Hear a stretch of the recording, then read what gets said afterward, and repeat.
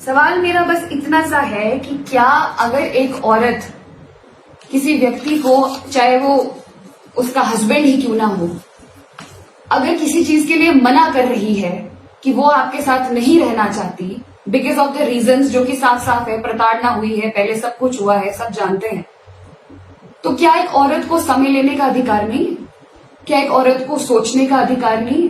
क्या एक औरत उस पशु की तरह है जो खूंटे से बांध दी गई है और अगर वो पशु कहीं चला जाए चरने तो उसे हाँक के वापस ले आओ कि तू मेरी प्रॉपर्टी है? डिस्ट्रिक्ट कोर्ट में भी डिले के टैक्स हुए सेपरेशन के लिए, हाई कोर्ट में वो केस अब जो है अप्रैल तक लटक चुका है। ये सारी की सारी स्टॉकिंग, हैरेसमेंट, जितनी भी चीजें मेरे साथ हुई हैं, दिसंबर में मुझे मजबूरन इनके खिलाफ रिस्ट्रेनिंग ऑर्डर लेना पड़ा है। मैंने रिस्ट्रेनिंग ऑर्डर के लिए अप्लाई किया है 14 तारीख को, अभी जो 14 जनवरी है यानी कल, जुडिशियल मैजिस्ट्रेट फर्स्ट क्लास धर्मशाला में जो है वहां पे हियरिंग है श्रीमान जी की। तो मुझे इस मोमेंट पे यहां तक आना पड़ा because of him. My point is कि मैं कुछ भी कर लूं, मैं अपने आप को कैसे भी जोड़ लूं, मैं कैसे भी चलने की कोशिश करूं, बट मैं डिग्निटी के साथ इस समय जॉब नहीं कर पा रही, मैं ट्रेनिंग नहीं कर पा रही, मैं परेशान रहती हूं क्योंकि पब्लिक का नैरेटिव अपने आप में डिसाइड किया हुआ है। मुझसे जितनी बार मिलने की कोशिश की गई, फोटोज खींच ली गई, ये दिखा दिया गया कि सब कुछ ठीक है। आप श्रीमान जी की डीपी चेक करेंगे तो उसमें फोटोज ऐसे ऐसी हैं, पुरानी नहीं, ये दिखाने के लिए कि हम दोनों साथ हैं, हम दोनों ठीक है। ये सब क्यों हो रहा है? अगर ठीक है तो आज के वक्त में आप लोगों के सामने क्यों बैठी? अगर वो इतने सभ्य और इतने सुशील हैं, अभी उन्होंने कुछ समय पहले अपॉलॉजी भी आप लोगों ने देखा होगा ऑनलाइन डाली है, अगर वो इतने सच्चे हैं तो आज मैं यहां क्यों हूं?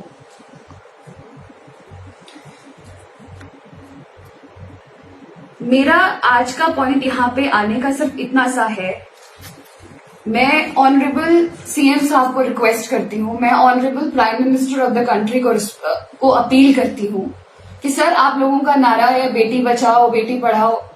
सर, बेटी को बचाएंगे, बेटी को पढ़ाएंगे भी, पर बेटों को समझाना बहुत जरूरी है।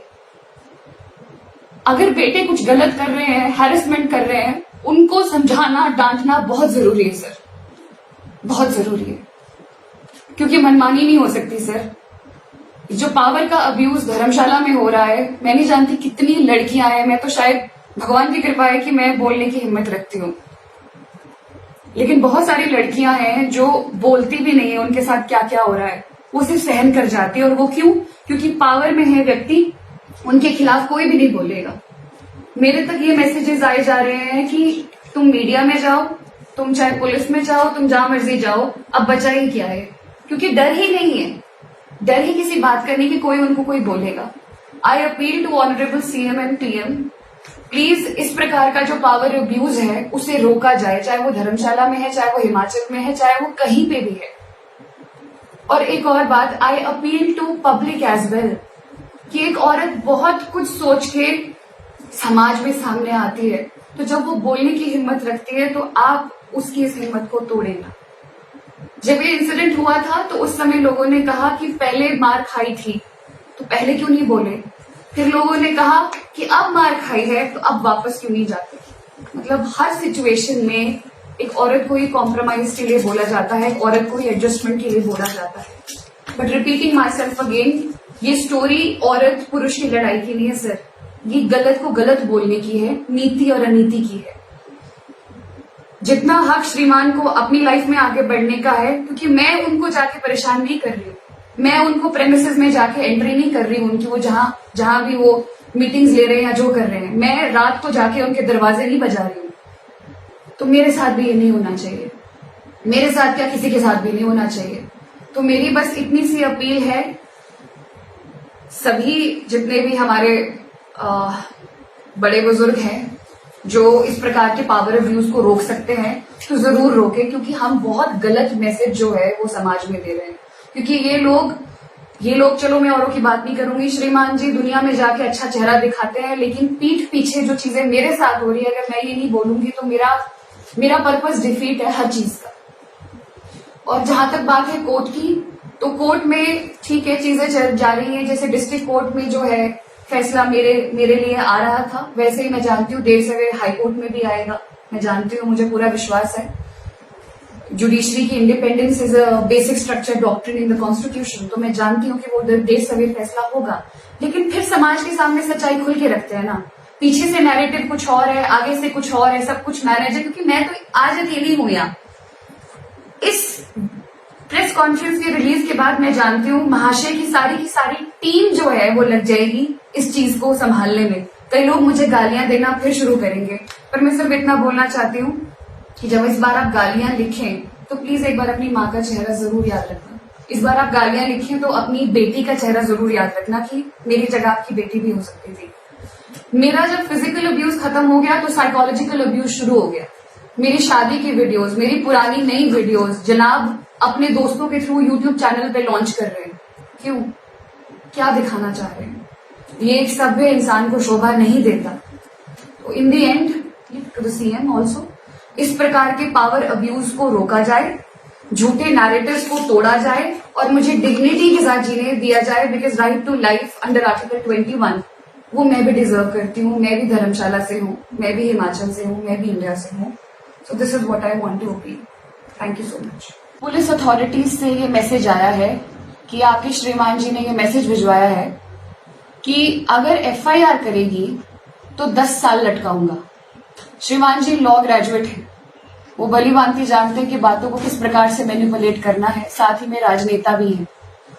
इन दो स्टेटमेंट्स को सुनने के बाद कहीं ना कहीं मैं इस तरह की सिचुएशन में आई कि मुझे एफआईआर वापस लेने लगी, मुझे लेनी पड़ी। क्योंकि मैं किसी की रोजी रोटी पे लात मारना ये मेरे संस्कार नहीं है। किसी ने कुछ हासिल किया है तो अपनी मेहनत से हासिल किया है, जैसे मैंने किया है, जैसे श्रीमान जी ने किया है। मैंने एफआईआर वापस ले ली।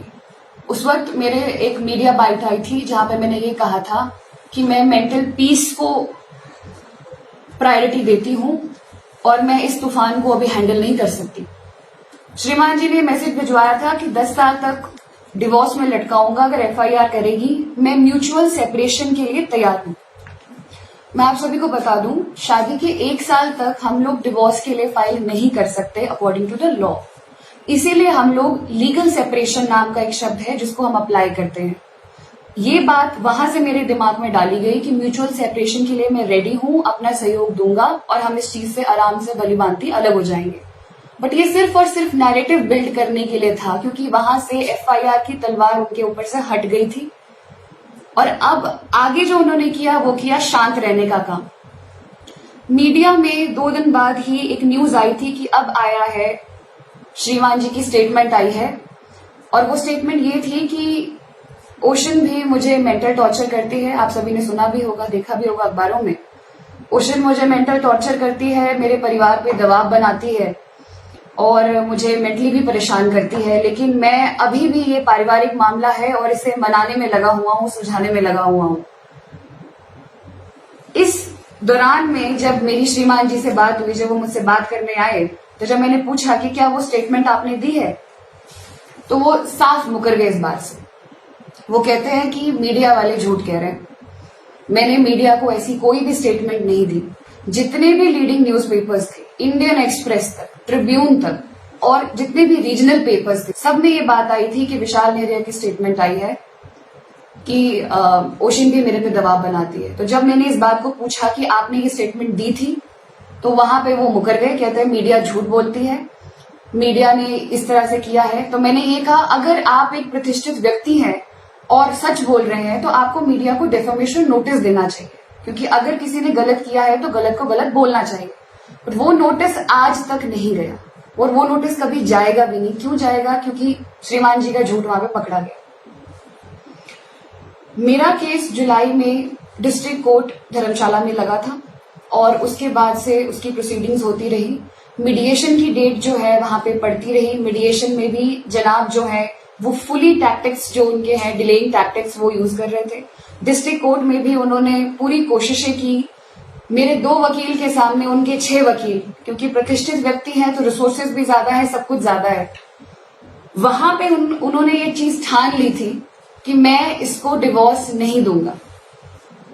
मतलब ये तो वो वाली बात होगी कि बकरी है, जाएगी कहां तक, कसाई की तलवार से कब तक बचेगी।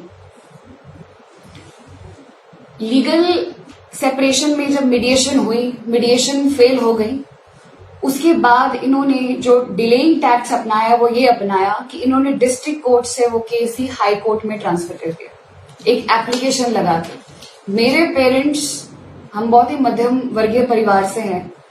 हम लोग कोर्ट आते थे तो श्रीमान जी कोर्ट भी नहीं आते थे, इनकी जगह इनके एडवोकेट्स आ रहे हैं। फुल ऑन हैरेसमेंट चली हुई है, वहां कोर्ट में भी चली हुई है। मेरी मम्मी, मेरे पिताजी सब खड़े हुए हैं लाइन में, मेरी मम्मी हाथ जोड़ के बोल रही है, जज को भी कह रही है कि सर आप सुन लीजिए, ये तंग कर रहा है, पीछे से स्टॉकिंग कर रहा है। मैं हिपा में रही ट्रेनिंग में, मुझे इतना परेशान किया गया, हिपा में घुसने की कोशिश की गई, मुझे ढली चौक में कंप्लेंट करनी पड़ी पुलिस स्टेशन में। मैं अपने ट्रिप पे गई थी राजस्थान, वहां पे भी इन्होंने मेरे को फोन करके आधी रात को अननोन नंबर से ड्रिंक की हुई हालत में गाली गलौज किया मुझे, मेरी मदर के लिए इतनी गंदी बातें बोली। Calls, messages, stalking. जब मैं शिमला से धर्मशाला आती थी डिस्ट्रिक्ट कोर्ट के लिए, तो मीडिएशन के वक्त भी ये क्या करते थे, ये स्टॉक कर लेते थे कि मेरी गाड़ी, कौन सी गाड़ी में मैं जा रही हूं। और ये मुझे इन्होंने 2-3 बार हमीरपुर में रोका, मेरी गाड़ी के एकदम आगे आ गए और मैं एक्सीडेंट होने से बची। छोटी सी गाड़ी थी, कोई सुजुकी, उसमें बहुत सारे लोग भरे हुए हैं और एक प्रतिष्ठित व्यक्ति जो कि जनता का चुना हुआ प्रतिनिधि है, वो इस प्रकार की हरकतें करता पाया गया है। द थिंग इज, जिस प्रकार महाशय को अपनी लाइफ में डिग्निटी के साथ रहने का हक है, उसी प्रकार मुझे भी मेरी छोटी सी नौकरी में डिग्निटी के साथ रहने का पूरा हक होना चाहिए। तो फिर मेरे पल्ले ये स्टॉकिंग क्यों, मेरे पल्ले ये हैरेसमेंट क्यों, मेरे पल्ले ये मेंटल एगनी क्यों? क्या मुझे हक नहीं है कि मैं भी रिस्पेक्टफुली अपनी जॉब कर सकूं? जोगिंदर नगर में मेरी ट्रेनिंग थी, वहां पे भी इन्होंने घुसने की कोशिश करी। मैंने एएसपी कांगड़ा को तुरंत कंप्लेन करी। डीएसपी कांगड़ा ने इनको, जितनी मुझे रिपोर्ट आई, इन्होंने डीएसपी कांगड़ा ने इन्हें बुलाया, पुलिस में बोला हमने इनको बुलाया था, इनको समझा दिया है, वार्निंग दे दी है कि ये आपको जो है आप फॉलो नहीं करेंगे, तंग नहीं करेंगे, उस हिसाब से आप चिंता न कीजिए। 15 दिन जब तक विधानसभा थी तब तक माहौल शांत रहा और विधानसभा खत्म होने के बाद ही मैं हमीरपुर में थी। हमीरपुर में मेरी ट्रेनिंग चली हुई थी तकरीबन 1 महीना। तो अभी 1.5-2 हफ्ते पहले इन्होंने क्या किया कि ट्रांजिट का बहाना लेके सर्किट हाउस में हमीरपुर में रात को वहां पे आ गए। इनका पीए, इनका पीएसओ मेरी खिड़की के बाहर सर्वेलेंस करते रहे। मतलब मैं इनकी धर्म पत्नी हूं, ये देख लीजिए आप। खिड़की के बाहर सर्वेलेंस करते रहे कि मैडम का रूम नंबर कौन सा है। जब उन दोनों ने देख लिया कि मैडम 103 कमरे में रह रही हैं, उसके बाद से श्रीमान जी रात को लगभग 11 बजे से लेके 1 बजे तक मेरी खिड़की के नीचे जोर जोर से सिगरेटों पे सिगरेटें और जोर जोर से फोन पे बात कर रहे हैं। हाँ, तू 7,000 बंदा लेकर आ जा, तू ऐसा कर ले। कौन सा प्रतिष्ठित और सभ्य व्यक्ति अपनी पत्नी को डराता है, मैं ये पूछना चाहती हूँ। अगर वो इतना सीधा और सभ्य व्यक्ति है तो ये कौन सा तरीका है? जब रात को 1 बजे, मैं उस रात सो नहीं पाई, मैं 1 बजे मेरे कमरे के बाहर जोर जोर से दरवाजा खटखटाया जाता है कि जैसे खोल। मैंने नहीं खोला, मैंने तुरंत एएसपी कांगड़ा को, एएसपी हमीरपुर को मैंने पहले ही बता दिया था। मुझे एएसपी साहब ने कहा कि कुछ भी होगा तो आप मुझे बता देना। जोर से दरवाजा बजा और फिर मैं डर गई, मैं सहम गई और फिर उसके बाद वो चले गए वहां से। सुबह हाथ में पट्टी बंधी हुई थी, ये बोल के कि मेरा हाल तो पूछ लो। 2 दिन बाद वो पट्टी गायब। तो क्या नौटंकी करना भी इसमें, मतलब ये इस पेशे में है?